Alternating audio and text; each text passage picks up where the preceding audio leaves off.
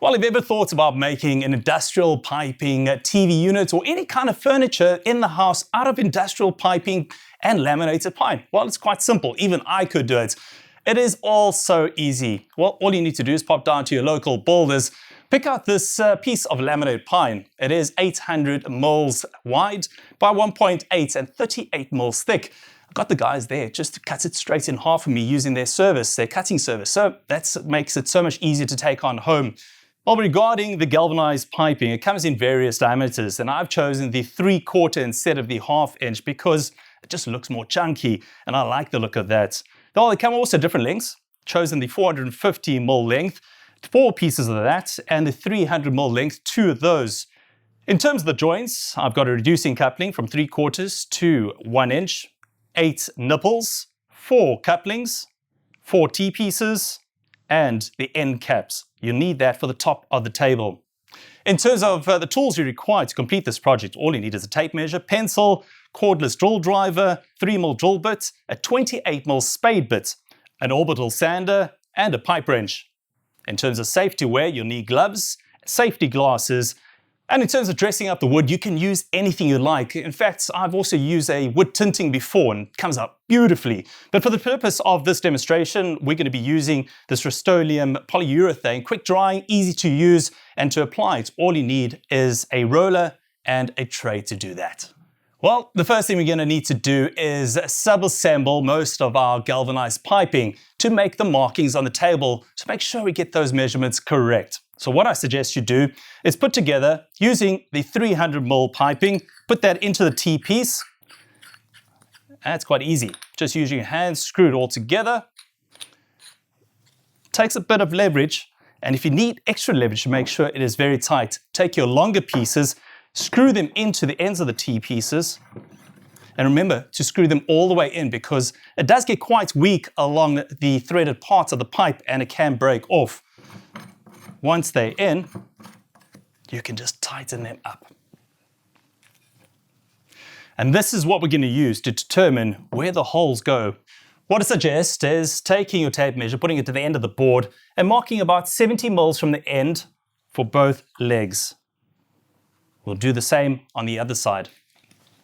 Now with your reference lines drawn, all you need to do is take your sub-assembled frame, put it up against those markings we've made. That will determine where we will make the next marking. Just eyeball it, make sure that it is nice and straight and in the middle. And if you're not too sure if you're the center or not, you can measure it also using your tape measure. Once that's done, leave that where it is because it could be a different width to the other side of the table. So take that assembled part, put it up against those lines and mark it out just like we did the first time around. So once you've marked it all out, it's important that you leave both structures on either side of the table because they could be different widths. So leave them where they are. Even if you're not too sure, make a left and a right marking on those sub-assembled structures. Okay guys, now time to drill through the board. I've got that 3mm drill bit in my cordless drill. I'm just doing pilot holes. And remember to put another board underneath that you don't go straight through into the table below. So the pilot holes are drilled, now time to swap over to the 28mm spade bit. The reason we're using a 28mm spade bit is because the piping is about 25 mils in diameter, but sometimes it just becomes a bit too tight. So give yourself a bit of leeway by using a slightly bigger drill bit than the piping itself. That done, now just time to do the other piece exactly the same way. The holes all drilled, now time just to treat the wood. What we're going to do firstly is sand it down with our orbital sander using a 120 grit sandpaper.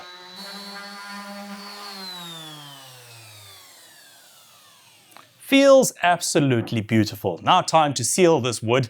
What we're going to use is obviously the Rust-Oleum wood sealant. It's polyurethane, dries very quickly, and we're going to apply it with a foam roller. Painting all done, we'll leave this to dry for about 2 hours before applying our second coat. And while it's all drying, then we can put together our frame for this TV unit. Okay guys, now time to assemble the frame. We've got our existing pieces, remember left and right as you're looking at it, and then we're going to put the rest of the pieces together. I suggest getting safety gloves on because this Piping can have a couple of rough edges and we don't hurt those tender hands of yours. Also, remember we're going to use the pipe wrench to help us put this all together. Starting with our pre-assembled piece, we're going to put the nipple into the top. This is for the top of the table. Screw it in as much as possible by hand, both sides. This is the easy part. Take your 450mm piping, screw that in the other end. Once both sides are screwed in place, all you do is take your couplings, and we're going to put this right at the end of the 450mm piping. The straight coupling on the other end. At this point, you pick up your wrench, and what we're going to do is just tighten this all together. That's all tightened. Now we're going to do the same for the other side. Okay, assembly all done. Put that all down and grab your wood. Now what we're going to do is put this into the timber. And then we're going to put this side into place. Once in, what we'll do is flip it around. And then we're going to screw our tops in. And with our last two end caps, just get that into place. Take your pipe wrench and let's tighten this all up. Time to flip the table upside down. And at this point, take the 4 remaining nipples and we're going to screw that into the straight couplings as tight as possible. And last but not least, we take our reducing couplets and we're going to screw this on and they'll act like our feet. Give it a quick tighten with your pipe wrench. Everything tightened, let's have a look once it's completed. And there it is, done, your TV unit completed. This is a pine finish with the nude piping, but you can go with a whole lot more if you want to. All you do is paint up the legs if you want to, add more piping if you'd like, and also paint the tops. You can also use other types of wood, Seligna, maybe a bit of Meranti. Go wild, it's all up to your imagination. Everything I've used in this clip is available at your local builders. For more tips and information, go ahead and visit our website or check out our YouTube channel.